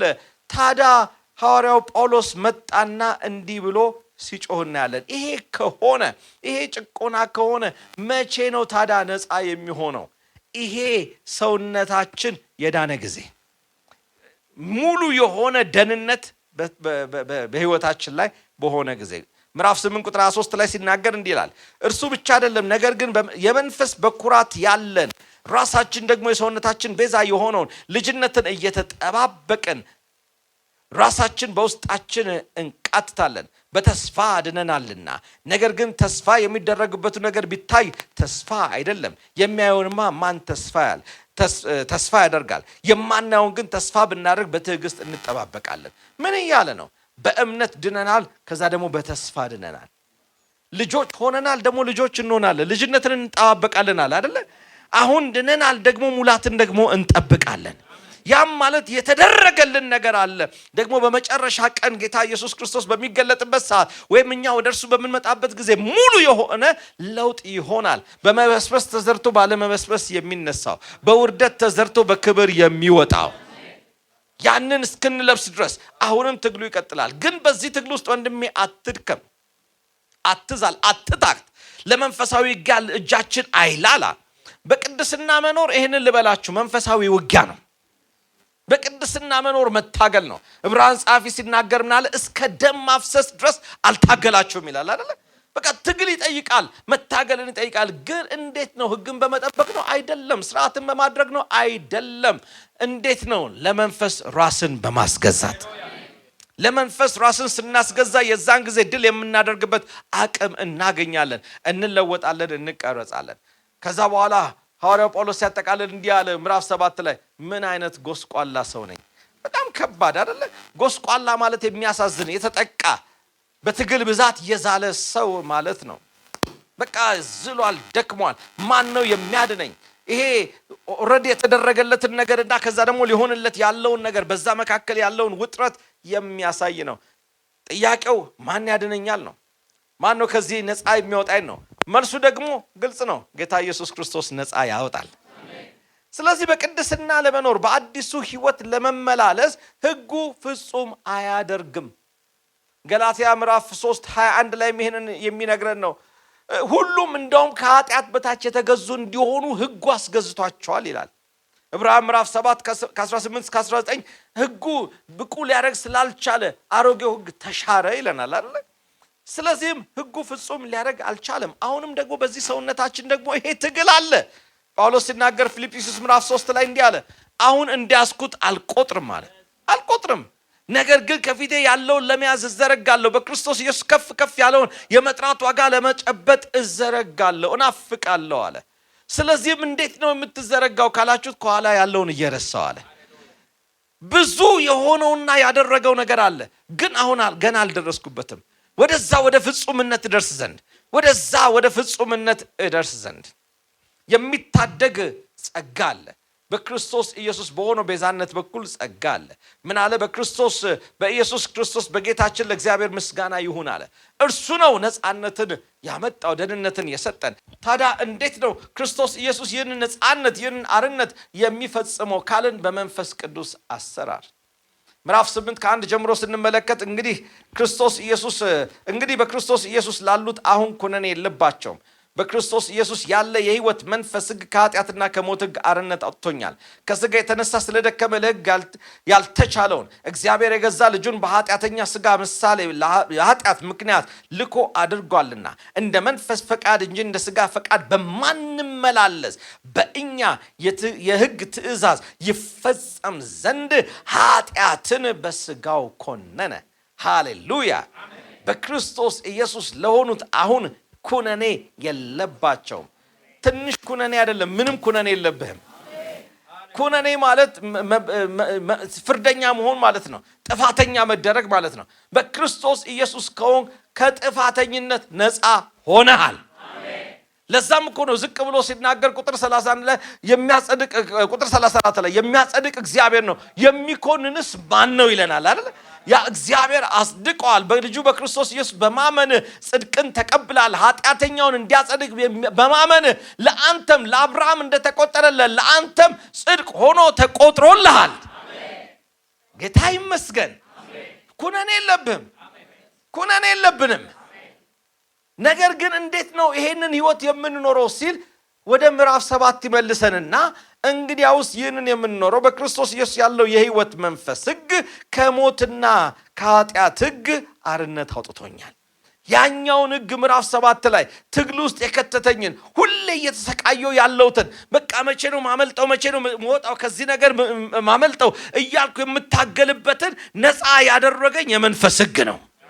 ለመንፈስ ያለ መገዛት ሕግ እያለ ሲናገር እዚህ ጋር አገዛዝን ነው የሚናገረው። ለመንፈስ ያለን መገዛት ለኃጢአት ካለ መገዛት ነፃ ያወጣል። ለመንፈስ ራስን መስጠት፣ ለመንፈስ ቅዱስ ለሆነ አገዛዝ ራስን ማቅረብ። በጣም ደስ የሚለው ቁጥር 3 ላይ ምን አለ? ከስጋ የተነሳ ስለደከመ። ይሄ ስጋ አይችልም፣ ይህንን ሕግ መፈጸም አይችልም። ሰው አይችልም፣ ማንም ሊያደርገው አልቻለም። ከአዳም ጀምሮ ቢቆጠር ከስጋ የሆነ ሰው ሁሉ ከስጋ የተወለደ ሁሉ ይህንን መፈጸም አልቻለም። ከስጋ የተነሳ መፈጸም ያልቻለውን እግዚአብሔር ግን የገዛ ልጁን የኃጢአተኛ ስጋ ምሳሌ ሆኖ በኃጢአት ምክንያት ልኮ አደረገው። እንደ መንፈስ ፈቃድ እንጂ እንደ ስጋ ፈቃድ በማንመላለስ በእኛ የሕግ ትእዛዝ ይፈጸም ዘንድ ኃጢአትን ኮነነ። ክርስቶስ ያንን የኃጢአትን የበደልን ፍርድ አስወገደ። ኮነነ ማለት ፈረደበት ማለት ነው። ፈረደበት፣ አስወገደው። ከዛ በኋላ አሁን ኩነኔ የለባችሁም ማለት። አሁን የሚለው በክርስቶስ ኢየሱስ ላሉ አሁን የሚለውን ቃል አሁን የሚለው ምን ማለት ነው? አሁን የሚል አሁን ማለቱ ስለ አሁን መናገሩ አይደለም። አሁን ሲል በዚህ በሐዋርያው ጳውሎስ ቋንቋ አሁን የሚለው ያ ሊመጣ ያለው ዘመን ላይ ልንሰማ የሚገባውን ብስራት አሁን ሰምተነዋል። ያ የመጨረሻው ዘመን ተስፋ አሁን ሆኗል የሚል ነው። ጌታ ኢየሱስ ክርስቶስ በሚመጣ ጊዜ፣ በአብ ፊት በምንቀርብ ጊዜ፣ በክርስቶስ ኢየሱስ ፊት በምንቀርብ ጊዜ ምንድነው የምንባለው? ጸድቀሃል አይደለ? ምንድነው የምንባለው? ወደ አባት ደስታ ግባ፣ ወደ አባት እረፍት። ስለዚህ ያኔ ስሞት ምሰማውን አሁን ሰምቼዋለሁ። መቼ ወደ ጌታ እንደሚሄድ አላቅም፣ መቼ ጌታ እንደሚመጣ አላቅም። እሱ ሲመጣ ወይም እኔ ሲሄድ ልሰማ የምችለውን ያንን የምስራች ነፃ ነህ የሚለውን አሁን ሰምቼዋለሁ። ስለዚህ በኋላ አልጠብቅም። ለዛ እኮ ነው ሊሊ ሲዘምር ለእኔ ገነቴ ኢየሱስ ነው አይደለ? አሁን ነው፣ እዚህ ነው። ሌላ እስከሄድ ድረስ አይደለም የምጠብቀው። አሁን የምስራቹን ሰምቻለሁ። ኩነኔ የለብኝም። ስለ ትግሉ ካወራ በኋላ ነው። ትግሉ ግን አለ፣ ኩነኔው ግን የለም አይደለ? ሰው ትግሉ አለ። ያ በዛ ትግል ምክንያት ሰይጣን ምክንያት አድርጎ እንዳይኮነን ኩነኔ የለብህም ማለት። ትግል አለ፣ አዎ ትግል አለ። እንደ ክርስቲያን እየታገልክ ነው፣ አዎ እየታገልክ ነው። በእግዚአብሔር ግን በክርስቶስ ኢየሱስ ሆነ ግን ኩነኔ የለብህም፣ ነፃ ነህ። ታዲያ እንዴት ነው በዚህ ነፃነት ውስጥ በሙላት ልትመላለስ የምትችለው? በመንፈስ ቁጥር 5 ጀምሮ የሚናገረው ይህንን ነው። ከቁጥር 5 እስከ 13 ማየት ትችላላችሁ። እንደ ስጋ ፈቃድ የሚኖሩ የስጋን ነገር ያስባሉ፣ እንደ መንፈስ ፈቃድ የሚኖሩ ግን የመንፈስን ነገር ያስባሉ። ስለ ስጋ ማሰብ ሞት ነውና ስለ መንፈስ ማሰብ ግን ሕይወትና ሰላም ነው። ስለ ስጋ ማሰብ በእግዚአብሔር ዘንድ ጥል ነው፣ ለእግዚአብሔርም ሕግ አይገዛም፣ መገዛትም ተስኖታል። በስጋ ያሉትም የእግዚአብሔርን ደስ ሊያሰኙ አይችሉም። ስለ መንፈስ ስለ ስጋ ንጽጽር እያቀረበ ይናገራል። በቃ በስጋ ከሆነ ኃጢአት አለ፣ በስጋ ከሆነ እግዚአብሔርን ደስ ማሰኘት አይቻልም፣ በስጋ ከሆነ ሕግ አለ፣ በስጋ ከሆነ ባርነት አለ፣ በመንፈስ ከሆነ ግን ነፃነት አለ። ያንን ነፃነት እንድንመላለስ ካስፈለገ እንግዲያውስ ለመንፈስ ፈቃድ ራሳችንን እንስጥ። መነሻ ላይ ያነበብኩ ክፍል እንዲህ ይላል፣ እናንተ ግን ታዲያ ይህን መንፈስ የት ነው ማገኘው? እንዴት ነው የምቀበለው? ሊረዳኝ የሚችለው መንፈስ ከየት ነው ማገኘው ካላችሁ ኦልሬዲ ባንተ ውስጥ አለ። ከጎናችሁ ላለው ሰው ነካ አርጉትና መንፈስ ቅዱስ ካንተ ጋር ነው በሉት። መንፈስ ቅዱስ ባንተ ውስጥ አለ በሉት። አሜን። በቃ ያ መንፈስ በውስጥ ስላለ ያ መንፈስ ከአንተ ጋር ስላለ እግዚአብሔርን ደስ የሚያሰኝ ህይወት መመላለስና መኖር ያስችለናል። ስለዚህም ከዚህ በኋላ የሚቀናበት የክርስትና ህይወት መኖር እንችላለን። እግዚአብሔርን ደስ የሚያሰኝ ህይወት መመላለስ እንችላለን። እግዚአብሔር የሚከብርበትን ህይወት መግለጥ እንችላለን። ሁለት አይነት ክርስቲያን የለም፣ ሁለት አይነት አኗኗር እንጂ። ይሄ እንትን ክርስቲያን ነው እንትን ክርስቲያን ነው፣ ሁሉም ወንድም ክርስቲያን ነው። ግን አኗኗሩ አንዳንዱ እንደ ስጋ ይኖራል፣ አንዳንዱ እንደ መንፈስ ይኖራል። በቃ በክርስቶስ ኢየሱስ አንድ ቤተሰብ ውስጥ ሆነናል። እንደ መንፈስ ግን እንመላለስ። በቃ ማሰሪያ ይሄ ነው። እናንተ ግን የእግዚአብሔር መንፈስ በእናንተ ዘንድ ቢኖር በመንፈስ እንጂ በስጋ አይደላችሁም። የክርስቶስ መንፈስ የሌለው ከሆነ ግን ይሄው የእርሱ ወገን አይደለም። ጌታን ተቀብያለሁ ካልካለህ አይ የለኝም መንፈሱ ግን በጌታ ነኝ አይሰራም። የክርስቶስ ወገን የሆነ ሁሉ የእርሱ መንፈስ አለው። የክርስቶስ ወገን የሆነ ሁሉ በእርሱ መንፈስ ታትሟል። እግዚአብሔር በእርሱ ውስጥ መንፈስ ቅዱስን አስቀምጧል። ለዚህ ነው ቃሉ ሲናገር ምናለ አታቁም እንዴ ሰውነታችሁ ከእግዚአብሔር ዘንድ የተቀበላችሁት የመንፈስ ቅዱስ ማደሪያ ይሆን ዘንድ የእግዚአብሔር ቤተ መቅደስ ነው። አሜን። ስለዚህም በሰውነታችሁም በመንፈሳችሁም እግዚአብሔርን አክብሩ። በዋጋ ተገዝታችኋል፣ የራሳችሁ አይደላችሁም። ሰማይ ዙፋኔ ነው፣ ምድር የእግሬ መረገጫ ናት ያለ እግዚአብሔር መንፈሱን በእኔና በእናንተ አስቀመጠ። ለዚህ ነው ጌታ ኢየሱስ እኔ ብሄድ ይሻላችኋል አለ። እኔ ብሄድ ይሻላችኋል። እኔ ካልሄድኩኝ መንፈሱ አይመጣም። እኔ ብሄድ ይሻላችኋል። እኔ ሲሄድ ግን እርሱን እልክላችኋለሁ። እርሱ ዓለም የማያውቀው የማይረዳው እናንተ ግን የምታውቁት ነው። እርሱ በእናንተ ውስጥ ይኖራል፣ ከእናንተም ጋር ይሆናል። አጽናኝ የሆነው መንፈስ በመጣ ጊዜ ያስተምርሃል፣ ይመራሃል፣ ይረዳሃል፣ ያግዛሃል፣ ይሟገትልሃል። ክብር ለስሙ ይሁን። በቃ ሰጠን፣ መንፈሱን ሰጠን። መንፈስ ቅዱስ ትልቁ ስጦታችን ነው። ከእግዚአብሔር የተቀበልነው ትልቁ ስጦታችን መንፈሱን ሰጠን። እኔ ብሄድ ይሻላችኋል፣ እኔ ሲሄድ እልክላችኋለሁ አለ። ለዚህ ነው ሐዋርያት ሥራ ምዕራፍ 2 ላይ በበዓለ 50 ቀን መንፈስ ቅዱስ በወረደ ጊዜ እነሱም በመንፈስ ቅዱስ በተሞሉበት ሰዓት በዛን ሰዓት ጴጥሮስ ቆመና እንዲህ አለ፣ ይህ የምትሰሙት እናንተ ሰዎች ሆይ የጉሽ ጠላ ጠጥተው አይደለም፣ ወይም ደግሞ ሰዓቱ ገና 3 ሰዓት ነው፣ ሰክረው አይደለም አለ። እናንተ አሳልፋችሁ የሰጣችሁትን በእግዚአብሔር ዘላለማዊ እቅድ ታልፎ የተሰጠው ለሞት ታልፎ የተሰጠውን ክርስቶስ ኢየሱስን እግዚአብሔር አከበረው፣ የሞትን ጣር ሰብሮ አስነሳው። እርሱም ደግሞ በአብ ቀኝ ከብሮ ተቀመጠ። ኢየሱስ ክርስቶስ ከብሮና ከፍ ብሎ ዛሬ የምትሰሙትና የምታዩትን አፈሰሰው። ኢየሱስ ከብሯል። ስለዚህ መንፈሱ ተሰጥቷል። ለዚህ ነው ማንም የተጠማ ቢኖር ይምጣ ካለ በኋላ ነገር ግን መንፈስ ቅዱስ አልወረደም አለ። ለምን? ኢየሱስ ስላልከበረ። አሁን ግን ኢየሱስ ከብሯል፣ በአብ ቀኝ ተቀምጧል፣ መንፈሱ ተሰጥቶናል። መንፈሱ ከአንተ ጋር አለ። ጥያቄው ለእርሱ እንገዛለን? እንዴት ነው ክርስትናን መኖር የምንፈልገው? መመሪያ ደንቦችን አውጥተን አንዳንድ ነገሮችን በማድረግ ንካትን ካቀመስ አጥቅመስ የሚለውን ነገር በማድረግ አይደለም። ወንድሜ ትግሉን ማሸነፍ የምትችለው ለመንፈስ ቅዱስ በመሰጠት ነው። ራሳችንን ለመንፈስ እንስጥ፣ ለመንፈስ ቅዱስ ራሳችንን እናስገዛ። እርሱ አቅም ይሆነናል። ቃሉ ሲናገር እንዲህ አለ፣ ክርስቶስ በእናንተ ውስጥ ቢኖር ሰውነታችሁ በኃጢአት ምክንያት የሞተ ነው። ያም ማለት ሰውነትህ በቃ ያ መንፈሱ ቢኖር ይህንን በቃ ወደ ኃጢአት የሚቀርበውን ወደ ኃጢአት ቶሎ የሚቸኩለውን እሱን ይገለዋል። የሆነ በቃ ልክ አንደበት ውሸት ሊለው ሲል ዝግት ይላል።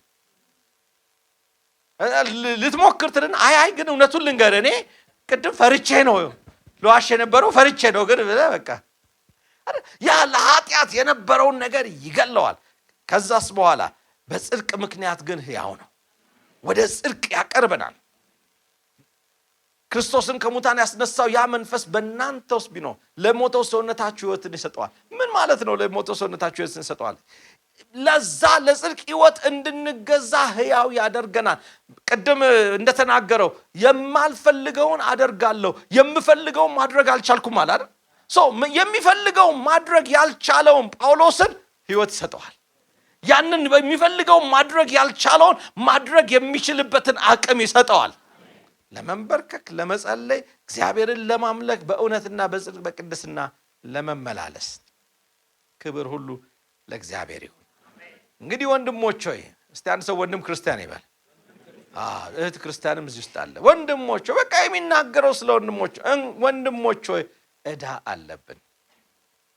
ይሄ ዕዳ ተመዝኖና ተሰፍሮ ተሰጥቶን ቆጥረ የምትመልሰው አይደለም። ዕዳ አለብን። ምን አይነት ዕዳ? መንፈሱ ተሰጥቷል። ታዲያ መንፈሱን አይደለም የምትመልሰው፣ ህይወትህን ነው የምትሰጠው። እሱ ሰጠህ። ዕዳ አለብን፣ ተሰጥቶናል። መንፈሱን ተካፍለናል። እኔስ ምን ልክፈል? እኔስ ምን ልስጥ? ፈቃድህን ስጥ። እኔስ ምን ልስጥ? ፍላጎትህን ስጥ። እኔስ ምን ልስጥ? ራሴን ልስጥ፣ ጊዜን ልስጥ። በቃ ያለኝን ነገር ሁሉ ለእርሱ ላስገዛ። መንፈስ ቅዱስ በእኛ ውስጥ ይኖራል። መንፈስ ቅዱስ ዋስትናችን ነው። የልጅነታችን ማረጋገጫ ነው። መንፈስ ቅዱስ የሚቀድሰን ነው። መንፈስ ቅዱስ ሕያው የሚያደርገን ነው። መንፈስ ቅዱስ ያንን የጽድቅን ሕይወት በሕይወታችን እንድንመላለስ የሚያደርገን ነው። የቅድስና ሕይወት ጉልበት ያለው በመንፈስ ቅዱስ ነው። በመንፈስ ስንመላለስ ዕዳ አለብን። ምን? ራስን የመግደል። ቅድም ተገላችኋል አለ፣ አሁን ደግሞ ግደሉ አለ። እዛ ጋር በሕግ ያለውን ክርስቶስ ጨርሶታል። አሁን ግን እዚህ ጋር ግን አንተ ነህ በየቀኑ የምትገለው። መግደል ማለት ምን ማለት ነው? ማስገዛት። መግደል ማለት በመንፈሳዊ ውጊያ ውስጥ መግባት ነው። ራስን ሁል ጊዜ ለእግዚአብሔር ነገር መስጠት ነው። ይልድ ማድረግ። አንድ እግዚአብሔር ሰው የሆነ መጽሐፍ ላይ ከዚህ በፊት ሳነብ እንዲህ አለ፣ ኃጢአትን ግደለው አለ፣ በዛ ይገልሃል አለ አይደል? በቀላሉ ሊያታልለን ያለውን ነገር ቶሎ እናስወግደው። ክብር ሁሉ ለእግዚአብሔር ይሁን። ከዛ ከቁጥር 14 ጀምሮ ስለ ልጅነት ይናገራል። ከቁጥር 14 እስከ 17 ስለ ልጅነት ያወራል። ይሄ ራሱን የቻለ በጣም ጥልቅ ሰፊ ምክክር ነው። ልጅነት ማንነት ነው። ልጅነት ርስት ነው። ልጅነት የቤተሰብ መገለጫ ነው አይደለ? አንዳንድ ጊዜ ሰዎች ሲጠየቁ የሆነ ነገር የማን ልጅ ነው ይባላል። የማን ልጅ ነህ? የማን ልጅ ነሽ? አይደለ? በቃ የእግዚአብሔር ልጆች ሆነናል። የእግዚአብሔር ወራሾች ሆነናል። ልጅነት ሪሌሽንሺፕ ነው። አባት ብለን ምንጮበትን መንፈስ ተሰጥቶናል። ኢየሱስ ያኔ እንደጸለየው እኛም መጸለይ እንችላለን። ያንን ካለ በኋላ ትግል ግን አለ። ኤቭሪ ታይም ለመንፈስ ራሳችንን በምናስገዛበት ጊዜ ግን ሁሉ ጊዜ መከራ አለ። እዚህ ጋር ከቁጥር 18 ጀምሮ ስለሚቀበሉት መከራ እስከ ቁጥር 30 ድረስ ሲያወራ ስለ መከራው፣ ስለ ክብሩና ስለ እግዚአብሔር ዓላማ የሚናገርበት ክፍል ላይ መከራ ሲል ምንድን ነው? የሆነ ቤት ኪራይ መክፈል ስላቃተህ አይደለም። መከራ እያለ ያለው የገንዘብ ችግር አይደለም። መከራ እያለ ያለው ስለ በሽታ አይደለም። እዚህ ቦታ ጋር መከራ እያለ የሚናገረው ለእኛ ይገለጥ ካለው ክብር ጋር ቢመዛዘን የአሁኑ ዘመን ስቃይ ምንም እንዳደለ እናውቃለን። የአሁኑ ዘመን መከራ ምንም እንዳደለ እናውቃለን ሲል ምን ማለቱ ነው? የትኛው ነው? ለጽድቅ በምንኖርበት ጊዜ ከዓለም የሚመጣው ግፊት፣ ለጽድቅ ስንኖር የሚመጣው ግፊት። ኤቭሪ ታይም ትክክለኛ ህይወት ለመኖር ስትሞክር ትገፋለህ። ለጽድቅ መኖር ስትጀምር ትገፋለህ። ነገር ግን እግዚአብሔር አቅምን ይሰጣል። ምን አለ? በጽድቅ ምክንያት ብትሰደቡ አለ፣ ብትሰደዱ እንግዲያውስ ከእግዚአብሔር ዘንድ ክብር አለላችሁ። ነገር ግን በኃጢአት ምክንያት ብትሰደዱ ምንድነው ልዩነታችሁ አለ። ምንድነው ልዩነታችሁ? ዮሴፍ የትኛው በደሉ ነው ጉድጓድ ያስገባው? የትኛው በደሉ ነው እስር ቤት ውስጥ ያስገባው? ስለዚህም በጽድቅ ስንመላለስ እንገፋለን። አትፍራው። ይሄ ቀላል የሆነው መከራ በጽድቅ በመኖርህ ከስራ ብትባረር፣ አልዋሽም፣ ጉቦ አልሰጥም አይደል፣ አላጭበረብርም በማለት ምክንያት መከራ ቢደርስብህ ልትቀበል ያለው ክብር የላቀ ነው። ትንሽ ነው ችግሩ፣ ግድ የለም አይደለም እያለ ያለው ከክብሩ ጋር ሲናገር ሲነጻጸር ቀላል ነው። ሊመጣ ካለው ክብር ጋር ሲነጻጸር ቀላል ነው። ክብር ሁሉ ለእግዚአብሔር ይሁን።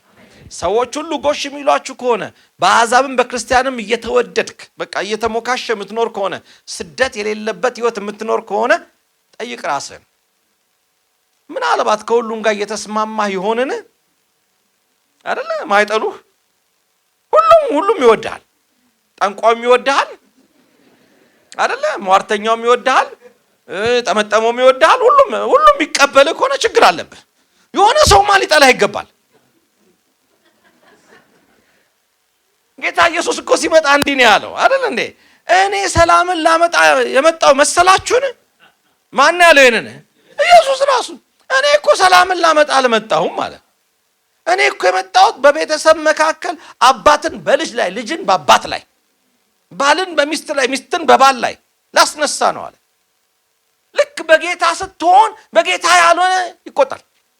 ግን አለ ይሄ መከራ ለጽድቅ በመኖር ያለው መገፋት ሊመጣ ካለው ክብር ጋር አይወዳደርም። አሁን አመመኝ፣ አሁን ተገፋው፣ ከስራ ተባረርኩ፣ ይሄ ስደት በጌታ ምክንያት መጣ ብለ ጌታ ሆይ ትንሽ ጠብቀኝ አንዴ ሰራ ላርግና እመለሳለሁ አይባልም። ክብሩ የላቀ። ስለዚህም ያንን ክብር እያየን ደስ እያለን በዛ ውስጥ እናልፋለን። ለዛ ነው ሁለተኛ ጢሞቴዎስ ላይ ሲናገር ምን አለ? በክርስቶስ ኢየሱስ እግዚአብሔርን እየመሰሉ የሚኖሩ 3:12 ላይ ሁለተኛ ጢሞቴዎስ ይሰደዳሉ። እንደውም ራሳችሁን ቼክ አድርጉ። ስደት ከሌለብህ ጠይቅ ዛሬ። ኦኬ ጌታ ይመስገን። ከዛ በኋላ ፍጥረት ሁሉ መዳንን ይጠባበቃል አለ። የፍጥረት ናፍቆት የእግዚአብሔር ልጆች መገለጥ ነው። ኦፍ ኮርስ በአንዱ አዳም ምክንያት ዓለሙ ላይ ሁሉ ኃጢአት መጣ፣ መከራ መጣ አይደል? ምድር የተረገመችው ምን ስላደረገች ነው? አሜኬላ ያበቀለችው እርግማን የደረሰባት ምን አርጋ ነው? መሬት ምን አረገች? መሬት ምንም። ያልታዘዘው ያመፀው ማን ነው? ሰው። የተረገመችው ማናት? ምድር። ስለዚህ ሰው ሲድን ምድርም ትድናለች አይደለ? ስለዚህ ምድር እየናፈቀች ያለችው እነዚህ እግዚአብሔር ልጆች ወደ ሙላት መቼ ይደርሳሉ? ፍጹም ወደ ሆነው ማንነት፣ ፍጹም ወደ ሆነው ክብር መቼ ይገባሉ እያለ ይናፍቃል። ክብር ሁሉ ለእግዚአብሔር ይሁን። ከዛ ሲያጠቃልል የመጨረሻ ጥቅሴን ላንብብና ልጨርስ። ቁጥር 29 ላይ ይሄ ጎልደን ቼን ወርቃማ የሆነው ማሰሪያው እዚህ ጋር እናየዋለን። ልጁ በብዙ ወንድሞች መካከል በኩር ይሆን ዘንድ አስቀድሞ ያወቃቸውን የልጁን መልክ እንዲመስሉ አስቀድሞ ወስኗልና፣ አስቀድሞ የወሰናቸውን እነዚያን ደግሞ ጠራቸው፣ የጠራቸውን እነዚያን ደግሞ አጸደቃቸው፣ ያጸደቃቸውን እነዚያን ደግሞ አከበራቸው። እንግዲህ ይህንን የምስራች ነግሬ ልጨርስ። በእግዚአብሔር ታውቀሃል። ድካምህንም ብርታትህንም እያወቀ አይደለ? ባክግራውንዳችን እያወቀ። አንዳንድ ጊዜ ቸርች ፓስተሮች አንዳንድ ሰዎችን ባክግራውንድ ብናቅ ኖሮ ወደ ቸርችም አናስገባም ነበር አይደለ? እያወቀ አይደለ? እያወቀ የትላንትናን ብቻ ሳይሆን የነገህንም እያወቀ አይደለ? አመጣጣችንን፣ ህይወታችንን፣ የነበርንበትን ሁሉ እያወቀ ያውም ከዘላለም ዘመናት በፊት አውቆ በወር ሳይሰራ አውቆ አስቀድሞ ያወቃቸውን ከጎን ላለው ሰው ነካ አድርገውና ደስ ይበል በለው። በእግዚአብሔር ታውቀሃል። ምን አለ? በቃ በእግዚአብሔር ታውቀሃል። እግዚአብሔር ያውቀሃል። ከዓለም መሰረት በፊት ታውቀሃል። ከዛ ሲያወቃቸው ምን አደረጋቸው? አስቀድሞ ያወቃቸውን የልጁን መልክ እንዲመስሉ ጠራቸው። ሲጠሩ በዓላማ ተጠሩ። ምን እንዲሆኑ? የልጁን መልክ እንዲመስሉ። ስለዚህ የተጠራ ነው ምን ለመሆን ነው? የልጁን መልክ ለመምሰል ነው። ስለዚህ ዛሬ ምን ላይ ነው ያለ ነው? ኮንስትራክሽን ላይ ነው ያለ ነው። ከጎን ላለው ሰው እንደገና ነካ አድርገውና እግዚአብሔር እየሰራህ ነው በለው። አሜን። ስራ ላይ የሚያም ነገር አለ። አንዳንዴ ስለስንና ከዛ ትቆረቆረዋለህ አይደለ? አንዳንዴ ለመደገፊያ ተብሎ ቢሰራ ከዛ ላ ደግሞ ተጠርቦ የሚጣል ነገር አለ አይደለ? ኮንስትራክሽን ላይ እያፈረስክ እየገነባ ፍጹም ሆኖ እስኪወጣ ድረስ እየተሰራን ያለ ነው። ምን እየተሰራን? የልጁን መልክ እንመስል ዘንድ። ልጁ በብዙ ወንድሞች መካከል በኩር ይሆን ዘንድ፣ እርሱ በኩር ሆኖ ቀድሞ ገብቶ ከዛ በኋላ እኔና እናንተ ደግሞ እርሱን መስለን እንወጣ ዘንድ። አሜን። እርሱን እንድናንጸባርቅ በሁሉ ነገር እሱን እንመስለው ዘንድ አወቀን። ከዛ በኋላ ጠራን። የጠራቸውን ደስ የሚል ነገር ደግሞ ይነግራል። አጸደቃቸው። እስቲ አንድ ሰው ጸድቅ ያለ ይበል። ከጸደቅን እንግዲያውስ ከእግዚአብሔር ጋር ሰላም አለን። በቃ አሁን በክርስቶስ ኢየሱስ ለሆኑት አሁን ኩነኔ ያወቃቸውን ወሰናቸው ይላል። የወሰናቸውን ጠራቸው፣ የጠራቸውን አጸደቃቸው፣ ያጸደቃቸውን አከበራቸው። ምዕራፍ 7 እና 8 የሚመጣው እንግዲህ እዚህ ጋር ነው። በመጽደቁና በመክበሩ መካከል ጸድቀናል፣ ደግሞ ክብር ይጠብቀናል። ጸድቀናል፣ ደግሞ ክብር አለ። ሙሉ የሆነ መዳን የምንወርስበት አይደል? ለዚህ ነው አንደኛ ዮሐንስ ላይ ሲናገር ምን አለ? አሁን ምን እንደምንመስል አናቅም አለ። የእግዚአብሔር ልጆች ተብለን እንድንጠራ አብ እንዴት ያለውን ፍቅር እንዳፈሰሰ እዩ እንዲሁም ነን አለ። እንዲሁም አይደለ ልጆች ነን አለ። የእግዚአብሔር ልጆች ተብለን እንድንጠራ አብ መንፈሱን ሰጠን፣ ደግሞም እንዲሁም ነን። ግን አለ አሁን ምን እንደምንመስል አናቅም። ልጆች ነን አለና ግን አለ አሁን ምን እንደምንመስል አናቅም። በኋላ እሱ በሚገለጥ ጊዜ ያኔ እርሱን እንድንመስል እናውቃለን። ልጅ ነህ፣ ደግሞ ልጅ ትሆናለህ። ድነሃል፣ ደግሞም ትድናለህ። በዚህ መሃል ላይ ግን ደክመን እንዳንዝል አይደል፣ ጉልበታችን እንዳይዝል፣ በፈተና እንዳንላላ፣ እንዳንወድቅ መንፈሱ በእናንተ አለ። ያ መንፈሱ ተሰጥቷል። ከቁጥር 31 እስከ 39 ስለ ፍቅሩ ጉልበት ይነግረናል። በቃ እሱ ይማልድልሃል፣ ስንደክም ይማልድልናል። አሜን። ደግሞ እሱ ከአንተ ጋር ነው። እግዚአብሔር ከኛ ጋር ከሆነ ማን ይቃወመናል? ተቃውሞ የለም አይደለም፣ ግን የእሱ አብሮነት በስፍራ ሁሉ ድልን ይሰጥሃል። ከእግዚአብሔር ፍቅር የሚለየን የለም። የሆነ ስተት ውስጥ ስትገባ አይ በቃ ወደክ በቃ ቻው አይልህም። በቃ ያ ፍቅሩ ዘላለም አሹራንስ አለን፣ ድሉ የተረጋገጠ ነው። ዛሬ ጥያቄው ራስን በፈቃድ ለመንፈስ ቅዱስ ታስገዛለህ ወይ? ራሳችንን ለመንፈስ ቅዱስ እንስጥ። ለመንፈስ ራስን ማስገዛት ማለት ድምፁን እየሰማ መመላለስ ነው፣ ሌላ ነገር አይደለም። በመንፈስ የሚመሩ እግዚአብሔር ልጆች ናቸው። እለት እለት ድምፁን እየሰማን መጓዝ፣ በመንፈስ መመላለስ ማለት እለት እለት አባ አባ ብለን መጸለይ። ከጸሎት ህይወት ከራቅን እንመለስ። በመንፈስ መመላለስ በጸሎት ህብረት ከእግዚአብሔር ጋር ማድረግ ነው። እግዚአብሔር ይመስገን። ለቃሉ ራሳችንን መስጠት ነው፣ አምልኮ ነው፣ ማገልገል ነው። በመንፈስ ስንመላለስ የዛን ጊዜ የስጋን ስራ ሁሉ ማፍረስ እንችላለን። ክብር ሁሉ ለእግዚአብሔር ይሁን። ጴጥሮስ በወኔ በብቅ የሚችል መስሎት ነበረ። ጌታ ሆይ ሁሉም ቢክዱን ያልክድህም አለ። በአቋም መግለጫ አይሆንም።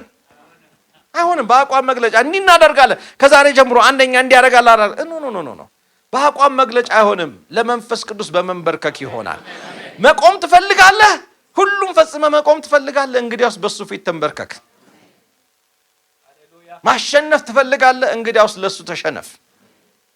ከግራ መጋባት መውጣት ትፈልጋለህ? እንግዲያውስ ለሱ ምሪት ራሳችንን እንስጥ። የክርስትና ህይወት የቅድስና ጉዞ እግዚአብሔርን ደስ የሚያሰኘው ቀልድ አይደለም፣ ትግል ነው። ኢዝ አ ዋርፌር። እለት እለት ትግል አለ። ስለዚህም ይህንን የጽድቅን ፍሬ ማፍራት ካለብንና እግዚአብሔር ደስ የሚያሰኘው መኖር ካለብን እንግዲያውስ ለመንፈስ ቅዱስ ራሳችንን እናስገዛ። ሁላችንም ጭንቅላቶቻችንን ዝቅ አድርገን እንጸልያለን።